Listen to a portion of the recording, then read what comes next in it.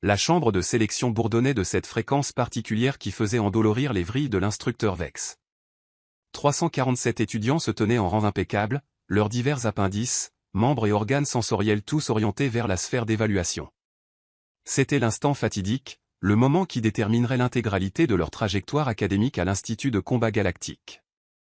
Vex faisait cela depuis 23 cycles maintenant, et il pouvait généralement prédire les classements dès les 10 premières minutes. Les étudiants Krolite obtenaient toujours des scores élevés en force brute. Les Sivari excellaient dans l'analyse tactique. Les Morphiens dominaient les tests d'adaptabilité. Tout cela était très prévisible, très ordonné, très ennuyeux. Et puis, il y avait l'humaine. Elle se tenait vers le fond, au 5e rang en partant de la gauche, portant la tenue d'entraînement standard qui, d'une manière ou d'une autre, semblait mal taillée pour sa silhouette. Son nom était Maya Torres, selon le registre, et elle était la seule humaine de toute la promotion entrante. Vex avait entendu des rumeurs sur l'admission d'humains à l'Institut, mais il les avait rejetées comme étant des erreurs administratives. Le Conseil n'accepterait sûrement pas une espèce issue d'une planète de classe 3? Un monde qui n'avait même pas atteint le voyage supraluminique par ses propres moyens? Mais elle était là, respirant de l'oxygène comme une sorte de primitive, sa peau d'une teinte brune banale, ses cheveux tirés en arrière dans ce que sa tablette de données appelait une queue de cheval.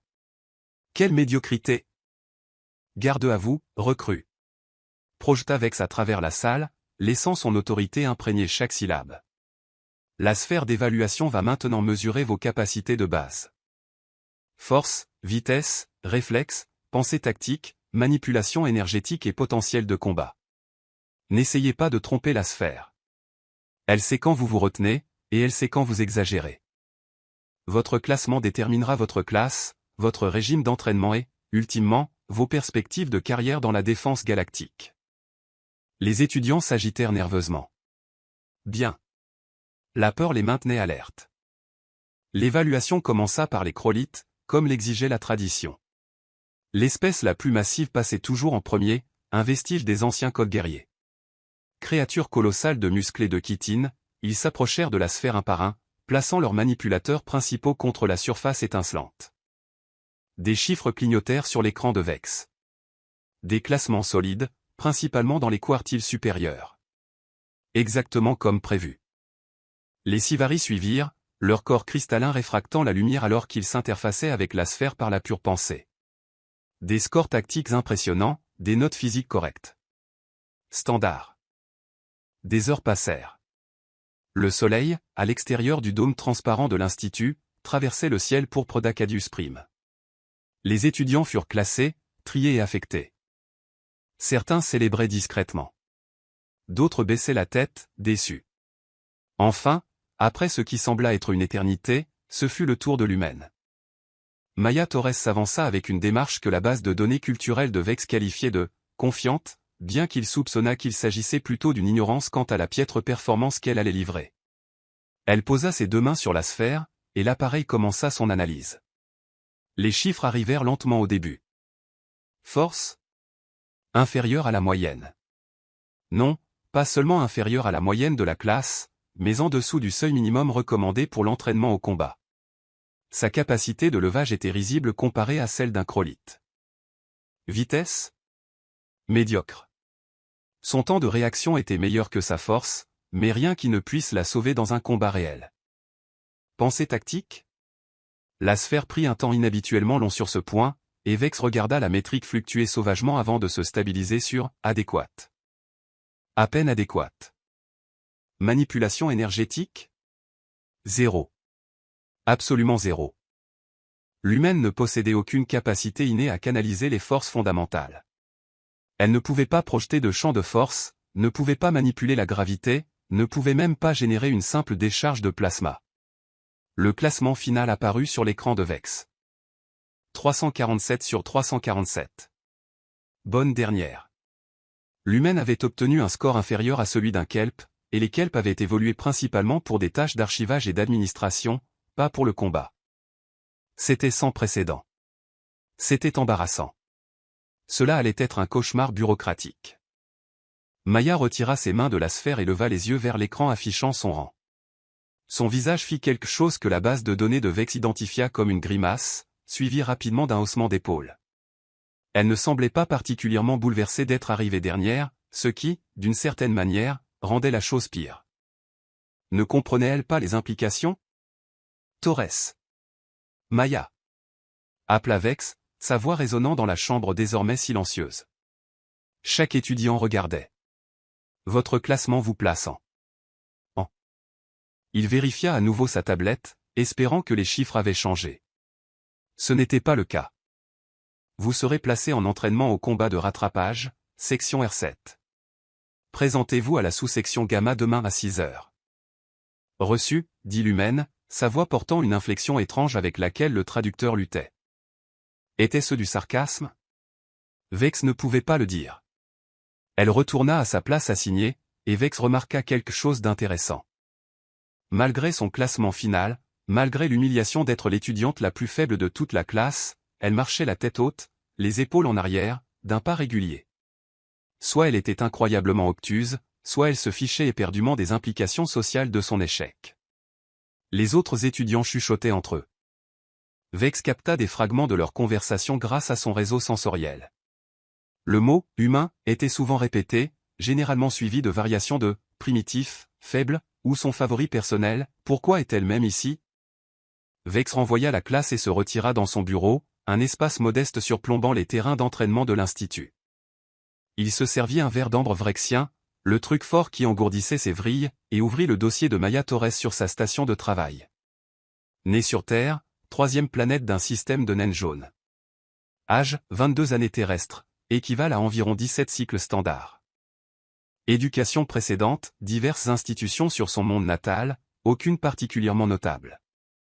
Aucune formation au combat au-delà de quelque chose appelé « cours de gym au lycée », qui semblait impliquer de courir en rond et de frapper des balles avec des bâtons. Aucune modification génétique, aucune amélioration cybernétique, aucun passé militaire. Alors pourquoi était-elle là? Vex fit défiler le fichier jusqu'à ce qu'il trouve la lettre d'admission. Elle avait été signée par le conseiller Train lui-même, l'un des stratèges militaires les plus respectés de la galaxie. La lettre était brève. Accepter cette candidate. Dispositions spéciales autorisées sous le protocole des espèces exploratoires. Détails supplémentaires classifiés. Classifiés. Merveilleux. Cela signifiait que Vex ne pouvait même pas demander plus d'informations sans déclencher un examen de sécurité. Il finit son verre et décida d'oublier Lumen pour la soirée. Elle serait éliminée du programme d'ici un mois, peut-être 2 si elle était têtue.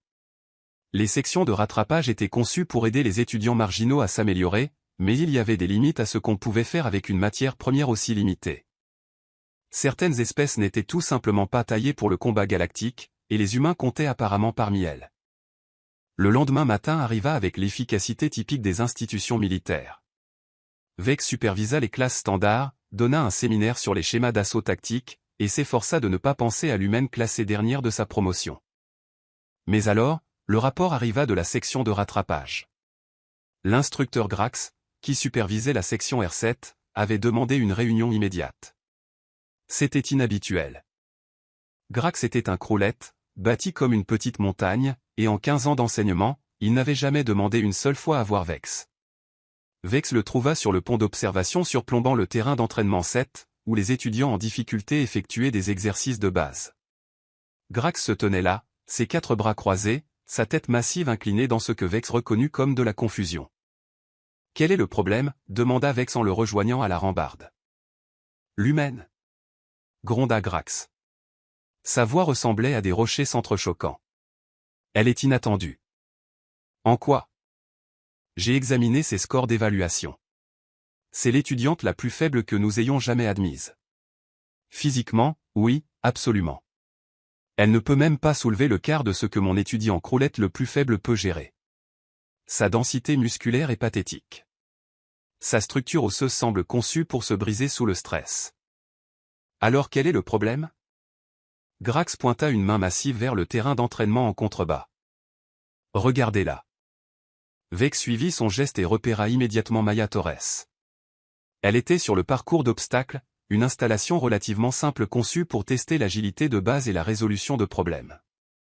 Le parcours comprenait des murs d'escalade, des poutres d'équilibre, des cordes et diverses barrières. Maya luttait actuellement avec un mur d'escalade que la plupart des étudiants pouvaient gravir en moins de 30 secondes. Elle avait fait 3 tentatives et continuait de glisser vers le bas, ses mains incapables de trouver une prise correcte sur la surface lisse. Objectivement, c'était pénible à regarder, mais elle continuait d'essayer. 4e tentative, 5e. À la 6e tentative, elle changea d'approche, utilisant les joints entre les panneaux au lieu d'essayer d'agripper la surface plane.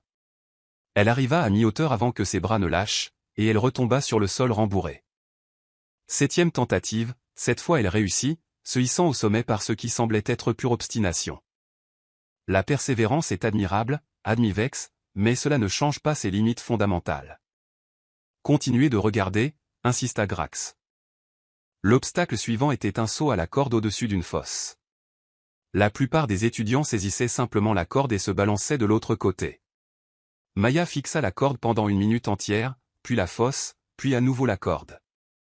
Puis elle recula de 20 pas, sprinta vers l'avant, attrapa la corde à la toute dernière seconde et utilisa son élan pour se propulser dans un arc sauvage et disgracieux qui, d'une manière ou d'une autre, fonctionna. Ce n'est pas comme ça que cet obstacle est censé être résolu, dit Vex. Exactement. Le schéma se poursuivit. Chaque obstacle qui nécessitait une force brute, Maya échouait ou réussissait à peine. Mais chaque obstacle qui pouvait être résolu par des méthodes alternatives, elle trouvait un moyen. Quand elle ne pouvait pas grimper par-dessus une barrière, elle trouvait un espace pour se faufiler au travers.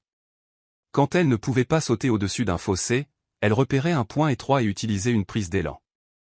C'était inefficace. C'était inélégant. C'était complètement peu orthodoxe. Mais ça marchait. Elle a fini le parcours, dit Grax en vérifiant son chronomètre. Dernière de son groupe, mais elle a fini. Tous ses camarades de groupe sont physiquement plus forts, plus rapides, plus capables. Mais 3 d'entre eux ont abandonné. Et cela vous préoccupe parce que je lui ai jeté tout le manuel d'entraînement à la figure ce matin. Exercices de force de base, elle les a tous ratés, mais a continué d'essayer jusqu'à l'expiration du temps imparti. Forme de combat, elle ne pouvait pas en exécuter une seule correctement, en raison de sa force et de sa flexibilité limitée. Maniement des armes, elle pouvait à peine soulever un fusil à plasma standard. Donc elle est nulle en tout. Je ne vois pas le problème. Grax se tourna pour faire face à Vex directement, et il y avait quelque chose de déconcertant dans son expression. Elle souriait à travers tout ça. Chaque échec, chaque embarras, chaque moment où les autres étudiants riaient de sa performance. Elle souriait, faisait un commentaire que le traducteur signalait comme de l'humour d'autodérision, et essayait à nouveau. Vex, en 15 ans d'enseignement, je n'ai jamais vu un étudiant classé dernier se présenter à l'entraînement de l'après-midi avec ce genre d'attitude. Vex sentit quelque chose se tordre dans son abdomen. Pas exactement de l'inquiétude, plutôt de la curiosité. Peut-être qu'elle ne comprend pas à quel point sa performance est mauvaise. Je lui ai montré le classement. Elle a ri, elle a vraiment ri. Puis elle a demandé s'il y avait des heures d'entraînement supplémentaires disponibles. Et y en a-t-il? Je lui ai dit que la salle de gym est ouverte jusqu'à 22 heures. Laissez-moi deviner, elle y est en ce moment même. Grax hocha la tête.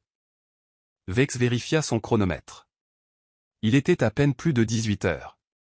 L'humaine avait terminé son entraînement régulier à 17 heures et avait immédiatement cherché à en faire plus. C'était soit du dévouement, soit de la folie. Et Vex n'était pas sûr de laquelle de ces possibilités le dérangeait le plus.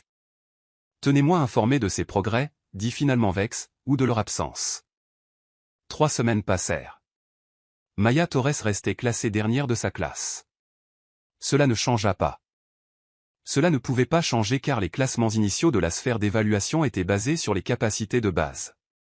Et les humains ne possédaient tout simplement pas les capacités de base pour rivaliser avec les autres espèces de l'Institut. Mais quelque chose d'autre changea.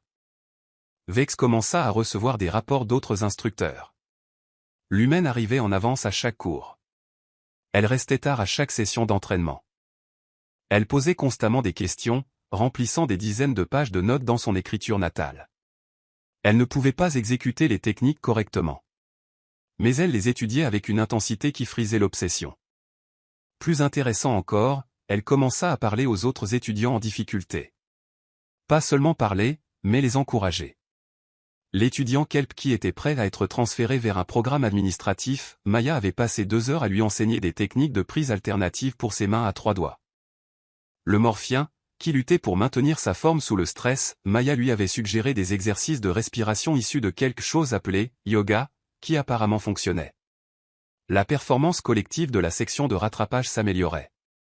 Pas parce que Maya faisait sa part, elle était toujours classée tout en bas. Mais parce qu'elle élevait, d'une manière ou d'une autre, tous ceux autour d'elle. C'est bizarre, rapporta l'instructeur Kelvin lors de la réunion mensuelle du corps enseignant. Elle échoue à tout individuellement, mais sa présence fait réussir le groupe. Je n'ai jamais rien vu de tel. Peut-être devrions-nous envisager de la transférer à un rôle de soutien, suggéra l'instructeur Vex. Officier de morale, peut-être, ou soutien administratif? Non, dit Grax fermement. Elle a demandé l'entraînement au combat. Elle mérite la chance de terminer l'entraînement au combat.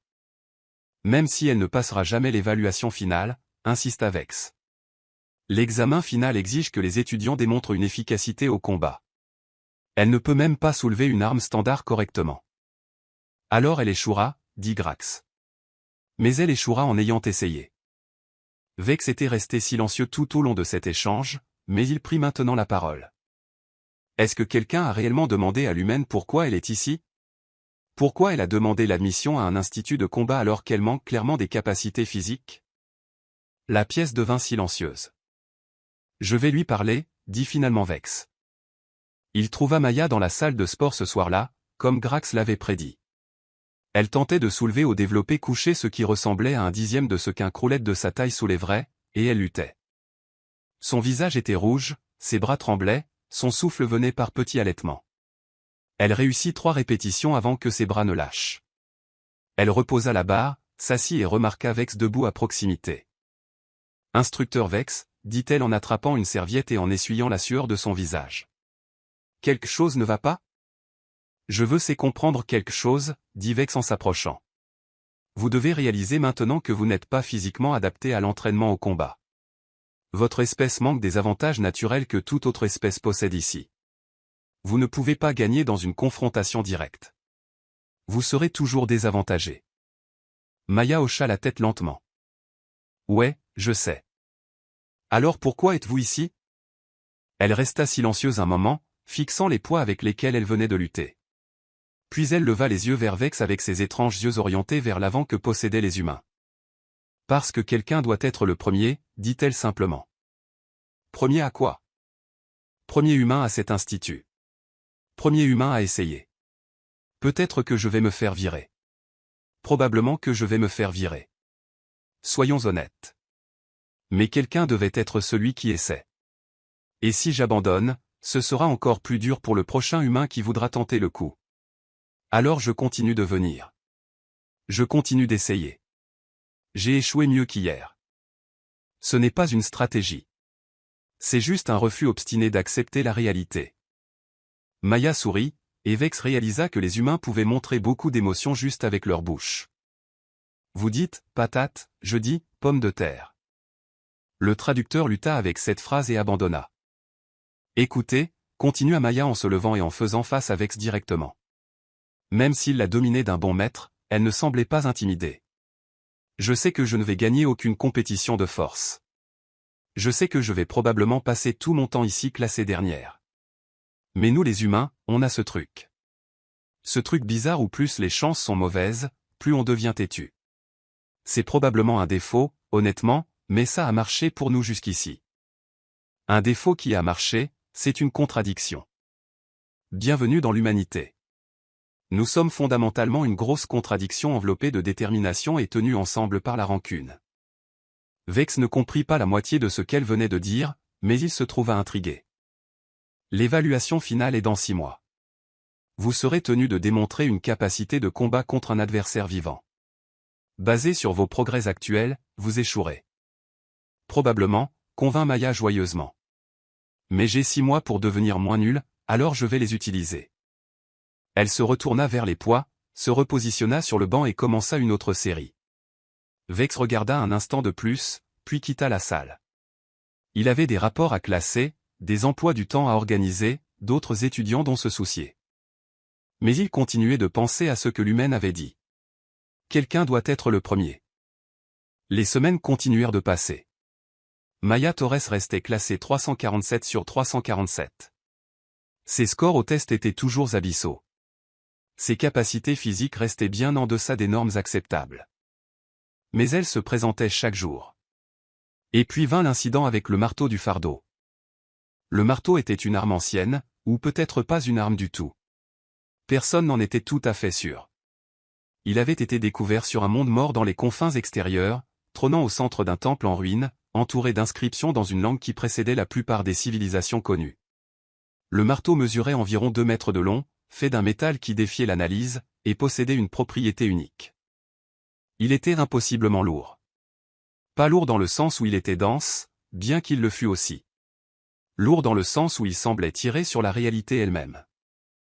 Les capteurs gravitationnels s'affolaient autour de lui. Le toucher donnait l'impression d'essayer de soulever une étoile effondrée.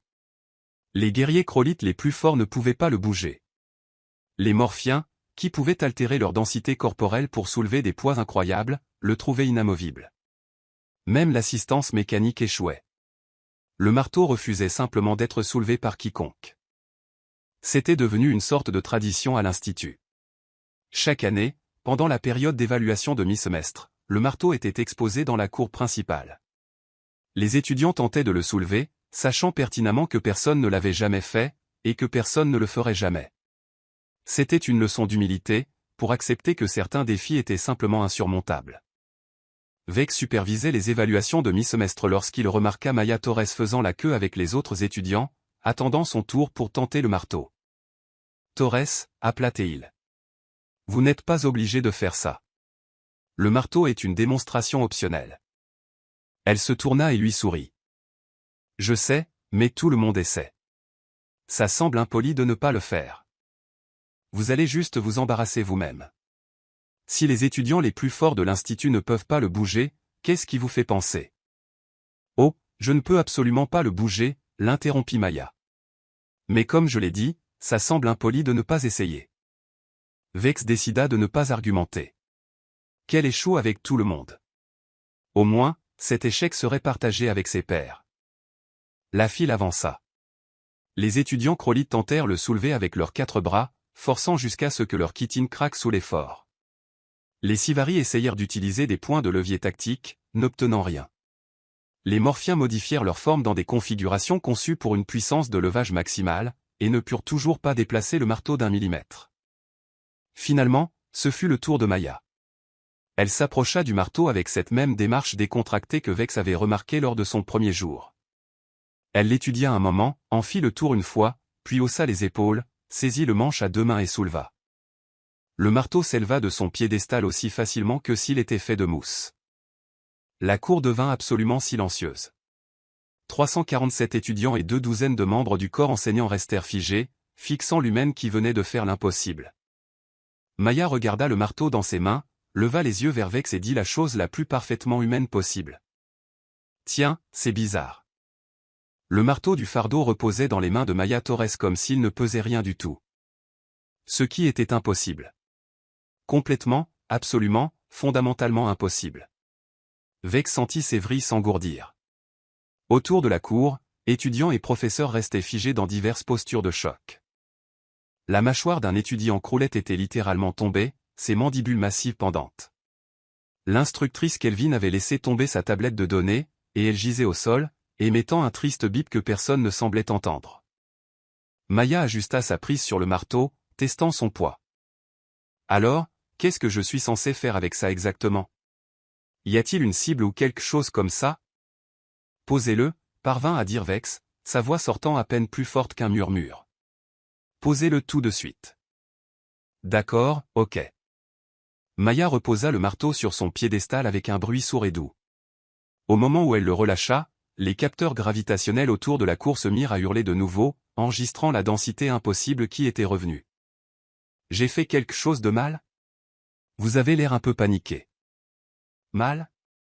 Elle venait de violer plusieurs lois fondamentales de la physique, et elle demandait si elle avait fait quelque chose de mal. L'instructeur Grax fut le premier à récupérer. Il s'avança à grands pas, ses 4 bras contractés, et saisit le manche du marteau avec une force maximale. Il ne bougea pas même un tremblement. Il le lâcha, recula et fixa Maya avec quelque chose qui aurait pu être de la peur ou de la crainte, ou les deux mélangés. Réessayez, commanda Grax. Maya cligna des yeux. Vraiment? Je croyais qu'on avait fini. Soulevez-le encore, maintenant. Elle haussa les épaules et ramassa le marteau. Encore une fois, il s'éleva comme si la gravité avait simplement oublié de s'appliquer à elle. Elle le tint en l'air à deux mains, puis passa à une main pour tester. C'est en fait assez léger. Peut-être qu'il y a quelque chose qui cloche avec vos capteurs? Ça pourrait être un problème de calibrage. Un problème de calibrage. Elle pensait que le mystère ancien qui avait déconcerté les scientifiques pendant 3 siècles était un problème de calibrage. Balancez-le, dit Vex, son esprit passant en revue les possibilités. Télékinésie? Non, les humains n'avaient pas cette capacité. Manipulation de la gravité? La sphère avait détecté une capacité de manipulation énergétique nulle. Qu'est-ce qui, au nom des fondateurs, se passait? Maya regarda autour de la cour, trouva un espace vide et donna au marteau un balancement expérimental. Il fendit l'air avec un son semblable à une déchirure de la réalité, laissant un faible chatoiement dans son sillage. Quand elle l'arrêta, les capteurs gravitationnels enregistrèrent brièvement des lectures qui n'avaient absolument aucun sens. Masse négative, espace plié, dimension qui ne devrait pas exister. C'est vraiment agréable en fait, dit Maya en le balançant à nouveau. Super équilibre, qui a fabriqué ce truc? Nous ne savons pas, dit l'instructeur Vex, retrouvant enfin sa voix. La civilisation qu'il a créée s'est éteinte il y a des millions d'années. Les inscriptions sur le temple où il a été trouvé se traduisent approximativement par « Seuls les dignes peuvent porter le fardeau de la protection ». Nous l'avons testé avec toutes les espèces de la galaxie. Personne ne l'a jamais bougé, personne. Eh bien, quelqu'un a dû le bouger à l'origine, non? Sinon, comment est-il arrivé dans ce temple? La logique était solide, mais elle passait complètement à côté du sujet. Le sujet était que Maya Torres, classée dernière de sa classe, étudiante la plus faible de l'histoire de l'Institut, venait d'accomplir ce que chaque guerrier, scientifique et érudit avait échoué à faire pendant des siècles. Je dois signaler cela au conseil, dit Vex en activant son communicateur. Torres, vous restez dans la cour. Ne partez pas. Ne touchez à rien d'autre. Restez juste là. Je peux poser le marteau d'abord? Oui, c'est bon, posez-le. Elle le remit sur le piédestal, et une fois de plus, il devint inamovible. Vex regarda 3 étudiants Crolite essayer immédiatement de le soulever, juste pour confirmer. Rien. Il aurait tout aussi bien pu être soudé au noyau de la planète. Les heures suivantes furent le chaos, et Vex le pensait au sens le plus littéral. Des membres du conseil arrivèrent par transport d'urgence. Des scientifiques apparurent avec des équipements que Vex n'avait jamais vus auparavant. La cour fut scellée, déclarée zone de recherche, et inondée de personnel posant des questions. Maya était assise sur un banc près du marteau, répondant aux mêmes questions encore et encore. Non, elle ne ressentait rien d'inhabituel. Non, elle ne s'était pas entraînée pour ça. Non, elle n'avait aucune idée de pourquoi elle pouvait le soulever. Oui, elle était absolument certaine d'être entièrement humaine, sans modification génétique. Vex se tenait avec Grax et Kelvin, regardant le cirque se dérouler. Cela change tout, dit doucement Kelvin. Si les humains peuvent interagir avec une technologie ancienne que nous ne pouvons pas utiliser, s'ils possèdent une qualité que nous avons négligée. Une humaine, corrigea Grax. Une humaine peut soulever un objet spécifique. Nous ne savons pas si cela s'applique à tous les humains, ou juste à elle. Mais nous devons considérer les implications. On pense que le marteau est une technologie des précurseurs. Si les humains ont un lien avec les précurseurs. Vex leva une vrille pour demander le silence. Ne sautons pas aux conclusions. Nous avons besoin de données. Nous avons besoin de tests. Nous avons besoin de comprendre ce qui s'est réellement passé ici avant de commencer à réécrire l'histoire galactique. Le conseiller train arriva 1 heure plus tard, sa forme écailleuse se déplaçant avec l'assurance de quelqu'un qui avait commandé des flottes. Il parla brièvement avec l'équipe de recherche, examina le marteau lui-même, puis marcha directement vers Maya. Mademoiselle Torres, dit-il, sa voix portant le poids de l'autorité. Je suis le conseiller train. J'ai signé votre lettre d'admission à cet institut. Maya se leva rapidement. Oh, merci pour ça. Je sais que mes scores n'étaient pas exactement impressionnants, mais j'apprécie vraiment l'opportunité de. Je savais que cela arriverait, l'interrompit Trin. La cour devint silencieuse. Chaque conversation s'arrêta. Chaque tête se tourna. Pardon, dit Maya. Je savais que vous seriez capable de soulever le marteau. C'est pour cela que j'ai accepté votre candidature.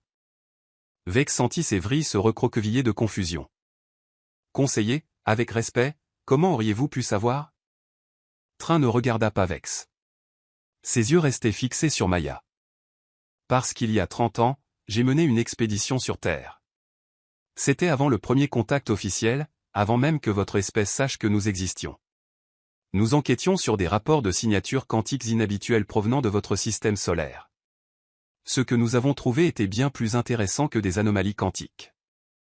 Il fit une pause et Vex réalisa que chaque personne dans la cour retenait son souffle.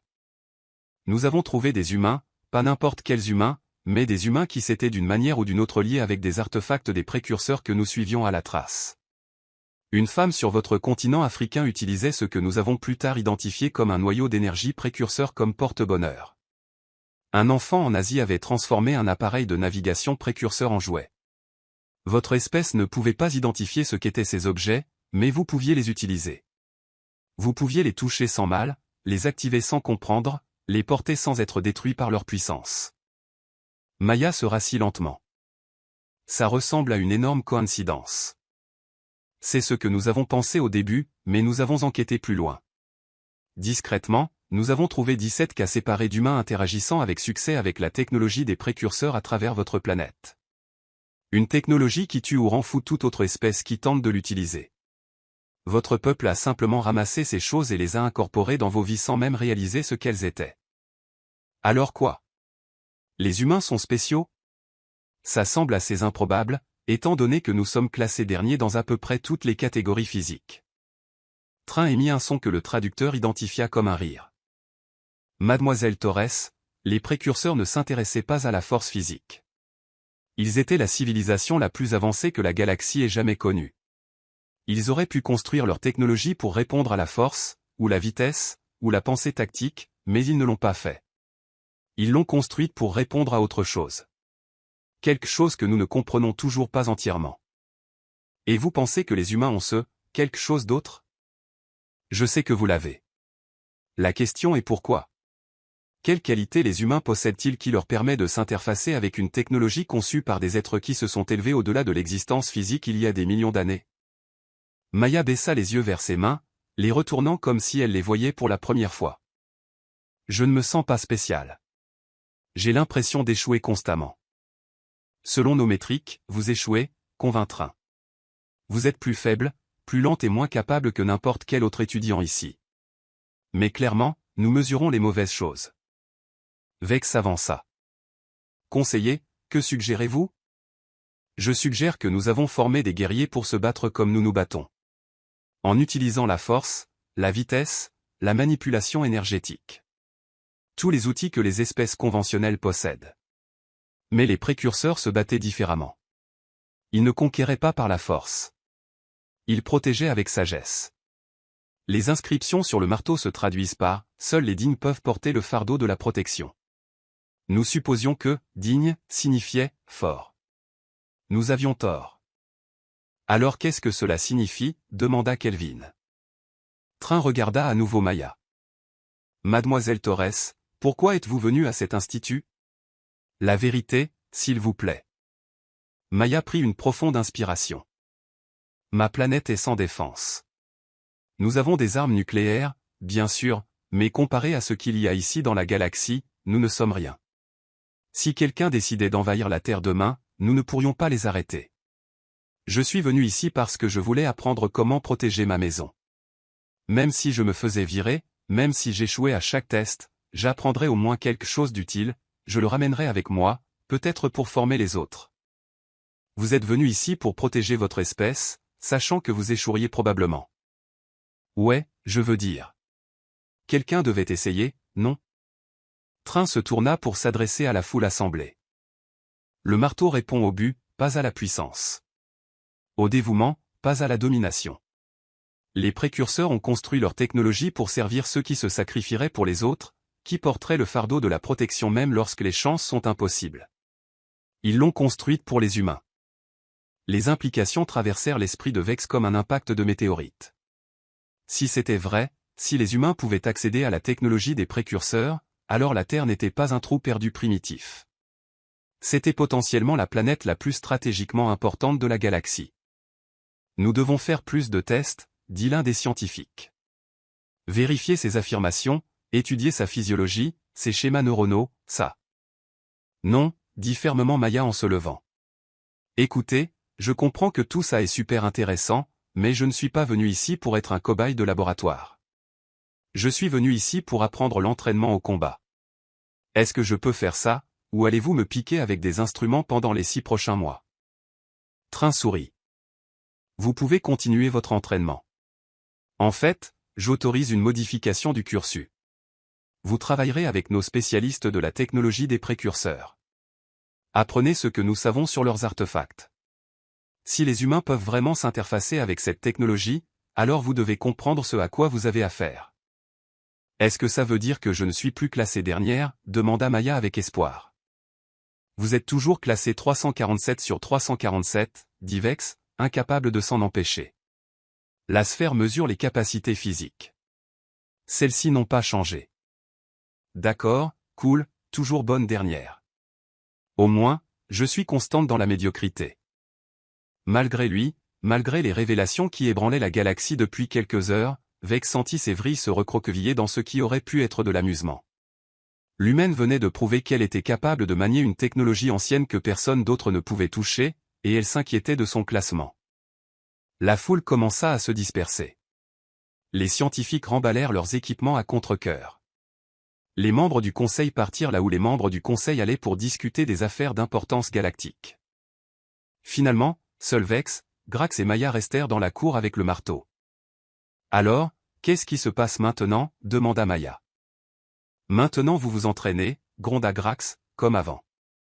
Vous ne pouvez toujours pas soulever correctement les armes standards. Vous échouez toujours à la plupart des tests physiques. Le marteau ne change pas cela. Mais je peux soulever le marteau? Oui, ce qui signifie que vous devez apprendre à l'utiliser. Présentez-vous au terrain d'entraînement demain à 5 heures. Nous ajoutons l'entraînement aux armes à votre emploi du temps. Le visage de Maya fit quelque chose de compliqué. 5 heures du matin. C'est 1 heure plus tôt que d'habitude. Un problème? Non, monsieur. Je serai là. Elle quitta la cour, et Vex la regarda partir. Marchant toujours avec cette même foulée confiante, toujours apparemment indifférente d'être classée dernière, se montrant toujours prête à travailler, malgré le fait de savoir qu'elle échouerait à la plupart de ce qu'elle tenterait. Grax, dit doucement Vex. Que pensez-vous de tout cela? Le massif Krolite resta silencieux un long moment. Je pense que la galaxie est sur le point de changer. Et je pense que cette humaine va être au centre de tout ça, qu'elle le veuille ou non. Elle est toujours classée dernière de sa classe, pour l'instant. Mais nous ne mesurons pas les bonnes choses, n'est-ce pas? Nous ne l'avons jamais fait. Les 6 mois suivants ne ressemblèrent à rien de ce que Vex avait connu dans toute sa carrière. Maya Torres continuait de se classer 347 sur 347 dans les mesures traditionnelles. Elle ne pouvait toujours pas soulever efficacement les armes standards. Elle échouait toujours aux tests de force. Elle luttait toujours avec les exigences physiques de base. Mais elle pouvait manier le marteau, et pas seulement le manier. Elle pouvait se battre avec. Grax travaillait avec elle quotidiennement, développant des formes et des techniques que personne n'avait jamais vues, parce que personne n'avait jamais été capable de soulever l'arme auparavant. Elle était maladroite au début, ses réflexes humains n'étant pas tout à fait à la hauteur de la tâche. Mais elle s'améliorait. Lentement, frustrante, petit à petit, elle devenait meilleure. Plus important encore, elle commença à trouver d'autres artefacts des précurseurs dans les archives de l'Institut. Des objets qui avaient été étiquetés comme décoratifs ou non fonctionnels, parce que personne ne pouvait les activer. Maya les touchait, et ils prenaient vie. Un générateur de boucliers qui projetait des barrières d'espace pliées. Un scanner qui pouvait détecter des formes de vie à travers la matière solide. Un appareil de communication qui pouvait traduire n'importe quelle langue instantanément, même les langues mortes. La compréhension galactique du potentiel humain changea radicalement. La Terre, qui avait été rejetée comme un monde arriéré, recevait soudainement des ouvertures diplomatiques d'une douzaine de puissances majeures. Le Conseil autorisa une alliance formelle. Des négociations commerciales commencèrent. Des pactes de défense furent proposés. Et Maya continuait juste à venir en cours, se classant dernière et faisant de son mieux. L'évaluation finale arriva avec l'efficacité militaire typique. Chaque étudiant ferait face à une épreuve de combat contre un adversaire vivant.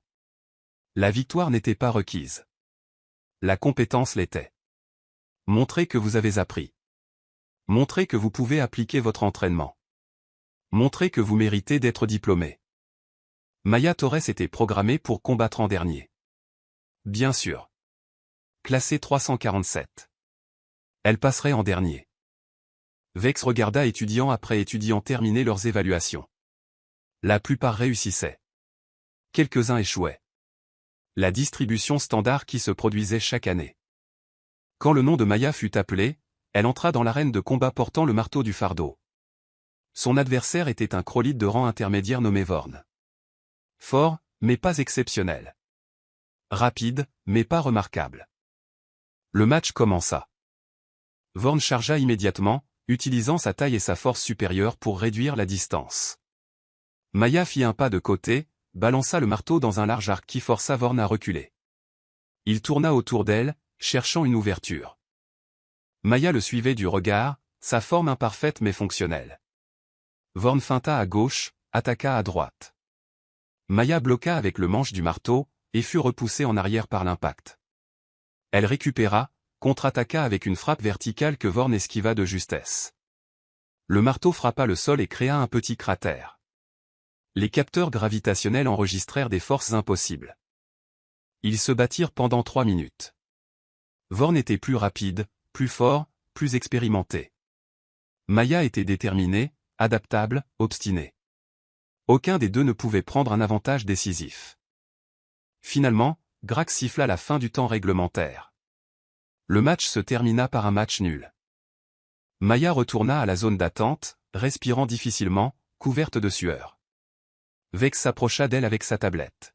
« Torres, dit-il, votre classement final est 347 sur 347. » Elle rit à bout de souffle.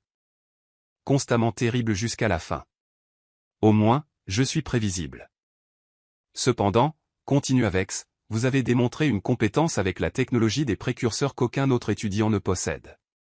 Vous avez montré la capacité de vous adapter sous la pression, de persister malgré l'échec, et d'élever ceux autour de vous par vos actions. Vous êtes reçu. Les yeux de Maya s'élargirent. Je suis reçu? Jean, vraiment reçu? Diplômé de l'Institut? Vous êtes diplômé en étant classé dernière de votre promotion. Mais vous êtes diplômé. Elle poussa un cri de joie. Un étrange son humain de célébration éleva le poing en l'air. D'autres étudiants regardèrent, certains avec confusion, d'autres avec ce qui aurait pu être du respect. Le conseiller Train apparut aux côtés de Vex, semblant se matérialiser de nulle part comme le faisaient souvent les membres du conseil. Mademoiselle Torres, dit Train, félicitations pour votre diplôme. J'ai une offre pour vous. Une offre? Le conseil forme une nouvelle division, intégration de la technologie des précurseurs. Nous avons besoin de quelqu'un pour la diriger. Quelqu'un qui peut réellement utiliser les artefacts que nous étudions depuis des siècles. Quelqu'un qui comprend à la fois la perspective humaine et la doctrine militaire galactique. Le poste est à vous si vous le voulez. Maya resta silencieuse un long moment. Puis elle sourit de ce sourire particulièrement humain. Est-ce que je serai toujours classée dernière?